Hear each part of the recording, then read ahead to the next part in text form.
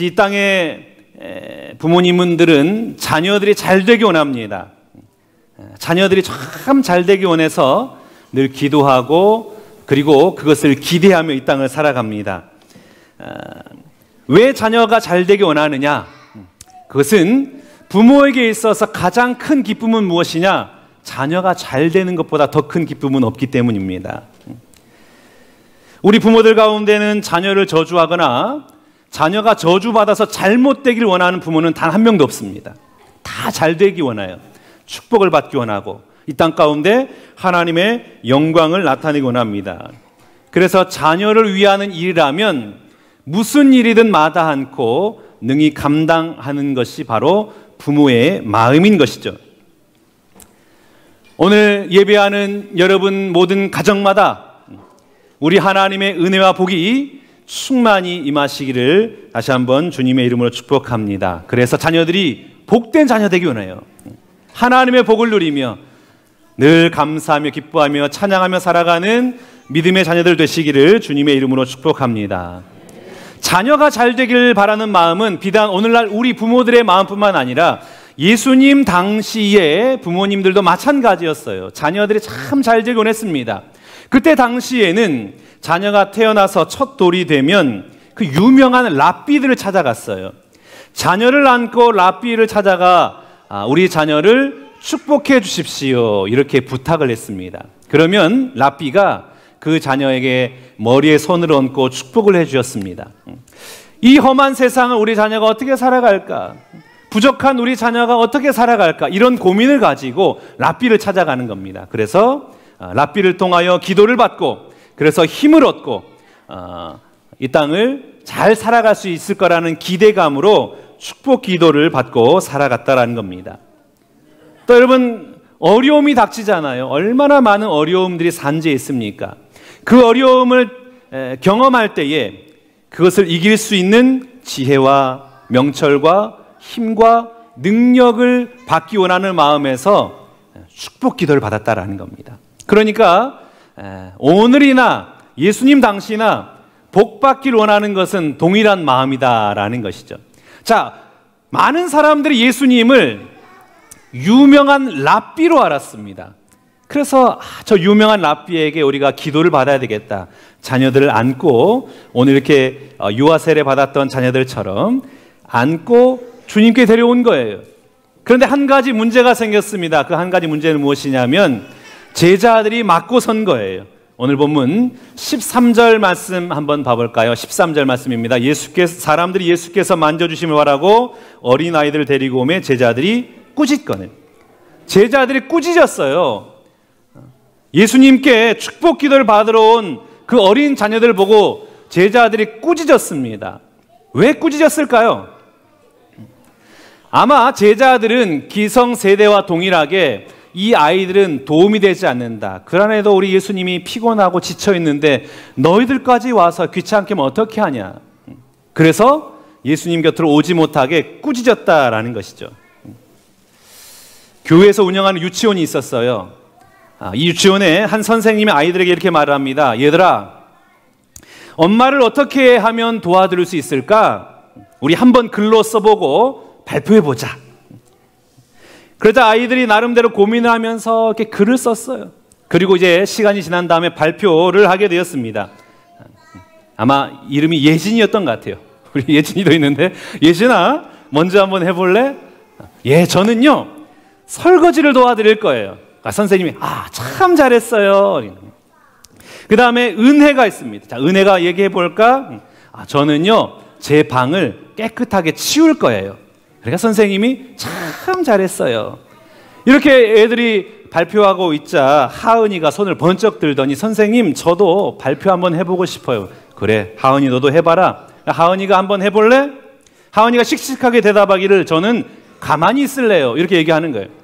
그러니까 선생님이 어떻게 하면 어머니를 도와드릴 수 있을까라는 질문을 했는데 가만히 있다 그러니 하은이 너는 어머니를 도와드리고 싶은 마음이 없는 거니? 그랬더니 하은이가 대답하기를 아니에요. 엄마가 그러는데요. 저는 가만히 있는 게 도와주는 거래요. 이렇게 제자들이 지금 이런 마음인 거죠. 너는 가만히 있어. 그냥 가만히처럼 가만히 있어. 그게 도와주는 거야. 예수님께 오면은 예수님 피곤하고 예수님 싫어하셔. 그런데 이 장면을 보았던 예수님께서 제자들을 향하여 꾸짖으셨어요. 오늘 보면 14절 말씀 봐볼까요? 예수께서 보시고 노하시어 이르시되 어린 아이들이 내게 오는 것을 용납하고 금하지 말라. 하나님의 나라가 이런 자의 것이니라. 용납하고 금하지 말라. 사랑하는 여러분, 우리의 자녀들이 이 땅 가운데 복을 받고 잘 되길 원하십니까? 그러면 용납해 주시길 바랍니다.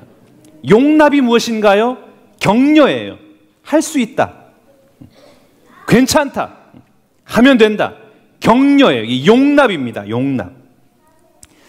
심리학 용어 중에 피그말리온 효과라는 게 있어요.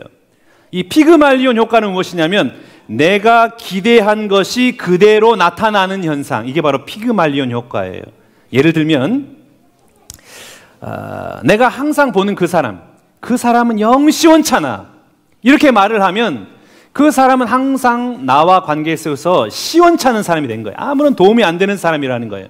그런데 나는 당신을 좋아합니다. 이렇게 말을 하면 그 사람은 항상 내가 좋아할 만한 사람으로 나에게 다가온다라는 거예요.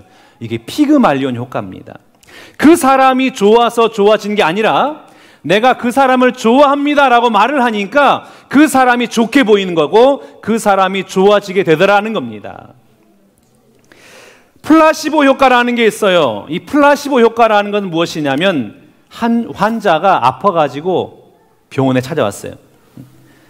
약을 달라고 그랬는데 이 환자에 맞는 약이 없는 거예요.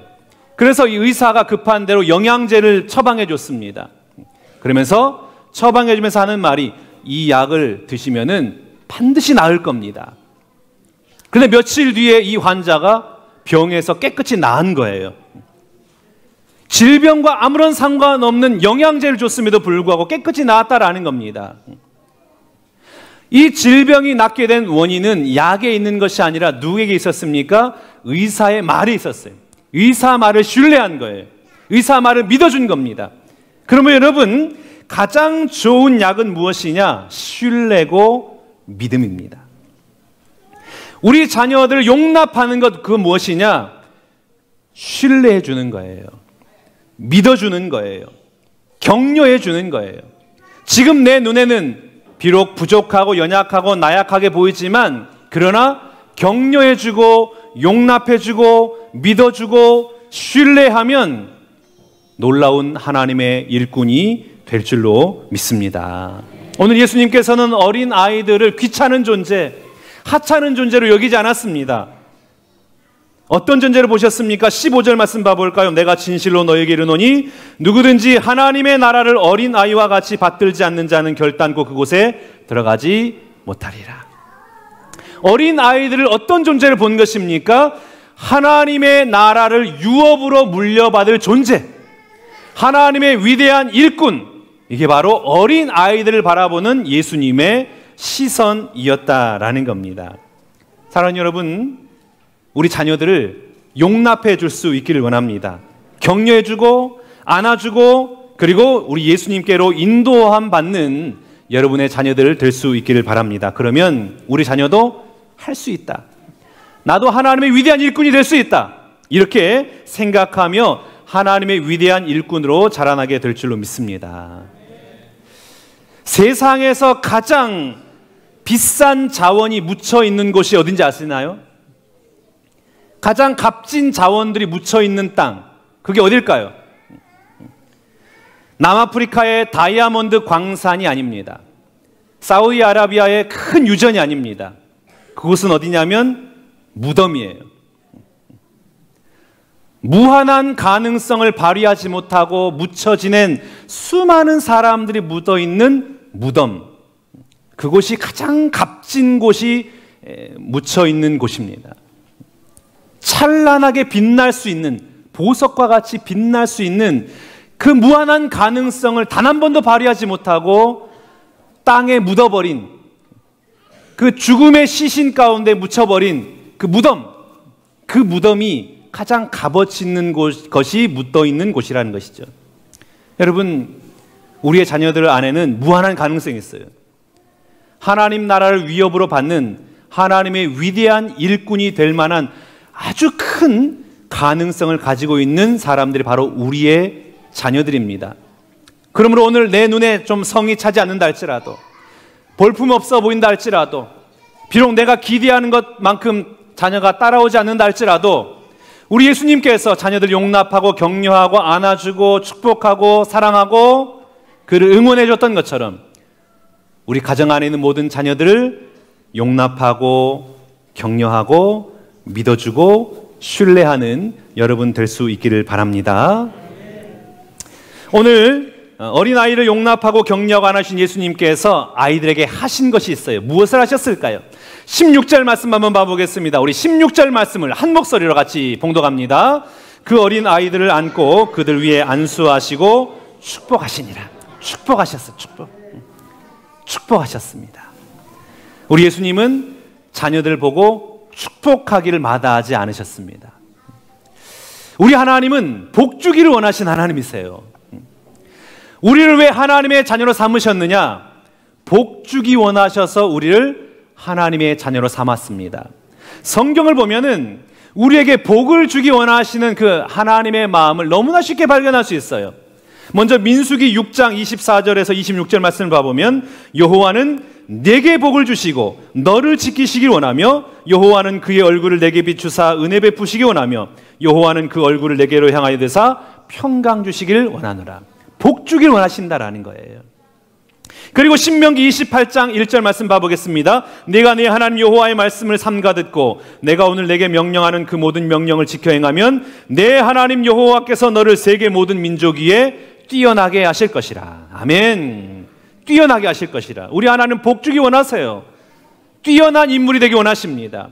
그리고 히브리서 6장 14절입니다. 내가 반드시 너에게 복 주고 복 주며 너를 번성하게 하고 번성하게 하리라. 아멘. 복 주길 원하세요. 여러분, 우리 하나님은 우리가 잘 살기 원하십니다. 오늘 예배하는 우리 모두 가운데 이런 놀라운 하나님의 은혜와 복이 임하시기를 주님의 이름으로 축복합니다. 복 주기를 기뻐하신 하나님이세요. 그런데 많은 그리스도인들이 이 하나님의 은혜의 복을 누리지 못하고 때로는 시기하고 원망하고 질투하고 이 땅을 힘들게 어렵게 살아가고 있습니다. 미국에 메트로 골드윈 메이어라는 영화사가 있습니다. 이 영화사를 줄여서 MGM이라 그래요. 여러분 영화 볼 때에 시작할 때에 사자가 나타나서 으르렁하는 거 보셨잖아요. 그게 MGM이거든요. 이 회사가 만든 영화가 007, 벤허, 바람과 함께 사라지다, 닥터 지바고, 한니발 이런 유명한 영화를 만들었어요. 그런데 이 MGM을 설립한 메이어라는 이분이 어렸을 때 친구와 심하게 다퉜어요. 피를 흘렸습니다. 눈물을 흘리고 집에 돌아왔어요. 너무나 억울한 거예요. 그래서 엄마 앞에서 엉엉 울면서 그 친구를 욕합니다. 그놈을 내가 그만 안 둘 거야. 아주 나쁜 놈이야. 그놈은 못된 놈이야. 그러니까 이 메이어 어머니가 메이어와 함께 산으로 올라갔어요. 산으로 올라가서 메이어야, 네 안에 있는 마음을 그냥 다 쏟아부어, 이곳에 다 쏟아부어라. 그랬더니 메이어가 그곳에서 야, 이 나쁜 놈아, 야, 이 못된 놈아, 너는 반드시 잘못될 거야. 막 저주를 퍼부었어요. 그런데 그게 메아리가 되어가지고 자기 귀에 들리는 거예요. 10배나. 너는 나쁜 놈이야. 너는 못된 놈이야. 너는 잘못될 거야. 그때 어머니가 메이어에게 말하는 거예요. 자, 이제는 하나님이 너를 축복하신다라고 축복을 해보아라. 그래서 메이어가 하나님 너를 축복하신다. 하나님 너를 사랑하신다. 하나님 너를 응원하신다. 그랬더니 이것이 동일하게 메아리가 되어서 10배 자기 귀에 들려지는 거예요. 이때 메이어가 깨달았습니다. 아, 내가 저주하면 그 저주가 10배가 되어서 나에게 돌아오고 내가 축복하면 그 축복이 10배가 되어서 나에게 돌아오는구나. 그래서 그 마음을 가지고 MGM이라는 영화 회사를 설립하게 되었다라는 겁니다. 여러분, 우리 자녀들이 저주하는 자녀가 아니라 축복하는 자녀가 될 수 있기 원합니다. 어떻게 하면 축복하는 자녀로 키울 수 있을까요? 축복하셔야 돼요. 가정에서 축복하셔야 됩니다. 가정에서 자녀를 축복하지 않는데 우리 자녀가 어떻게 축복하면서 땅을 살 수 있겠습니까? 교회에서 축복하셔야 됩니다. 교회에서 축복받지 못한 자녀가 어떻게 이 땅을 하나님의 사람으로 축복하며 살아갈 수가 있겠습니까? 축복하는 자녀로 살아야 돼요. 그러면 여러분, 우리 자녀를 볼 때마다 우리 예수님처럼 머리에 안수하고 축복하고 자녀를 위해서 격려하고 응원하는 여러분 모두가 다 될 수 있기를 바랍니다. 우리 예수님께서 자녀를 어린아이를 안고 축복해 주셨어요. 뭐라고 축복했을까요? 성경에는 기록되어 있지 않지만 어떻게 축복하셨을까요? 야, 착하게 잘 자라라. 공부 잘해라. 너 반드시 성공해야 된다. 이렇게 축복했을까요? 저는 그거 아니라고 봐요. 우리 예수님께서 어떻게 축복하셨을까? 너는 하나님의 사람으로 반드시 남을 위해서 살아라. 이렇게 말씀하지 않으셨을까요? 왜요? 우리 예수님께서 이 땅에 오신 목적이 무엇입니까? 많은 사람의 대속물로 자신을 주리하심이라 그랬잖아요. 우리 예수님은 철저하게 남을 위해서 사신 분입니다. 다른 사람들을 살리기 위해서 이 땅에 오신 분입니다. 그래서 우리 예수님이 자녀를 축복할 때에도 사랑하는 자녀야, 너는 남을 위해서 살아가는 하나님의 사람 되어라. 이렇게 축복하지 않으셨을까요? 기쁨이라는 단어가 있어요. 기쁨. 기쁨이라는 단어를 영어로 하면 영어 단어가 어떻게 됩니까? joy, joy.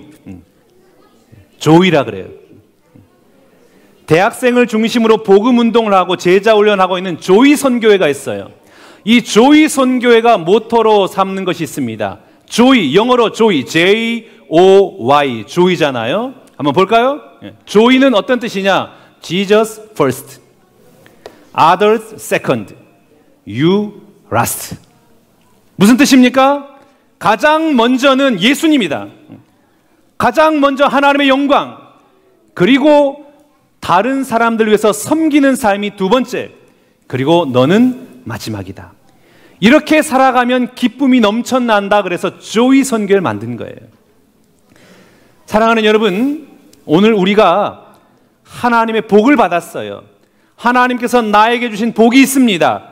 재능이 있습니다. 물질이 있습니다. 시간이 있습니다. 건강이 있습니다. 그것 가지고 첫 번째로는 하나님의 영광을 나타내는 여러분 되시기 바랍니다. 그리고 주신 재능을 가지고 다른 사람들에게 그 은혜를 흘려보내는, 축복을 흘려보내는 은혜의 통로요, 축복의 통로가 될 수 있기를 축복합니다.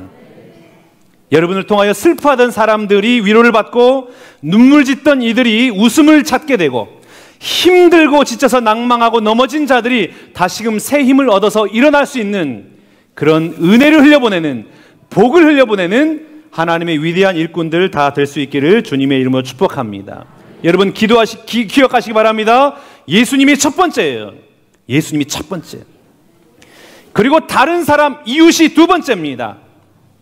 마지막이 여러분이에요. 나의 유익과 나의 만족을 위해서 살지 마시고 오로지 아버지 하나님의 영광과 나에게 허락하신 이웃을 섬기고 하나님의 은혜와 복을 흘려보내는 은혜의 통로로, 축복의 통로로 이 땅을 걸어가는 여러분 모두가 다 되시기를 주님의 이름으로 축복합니다.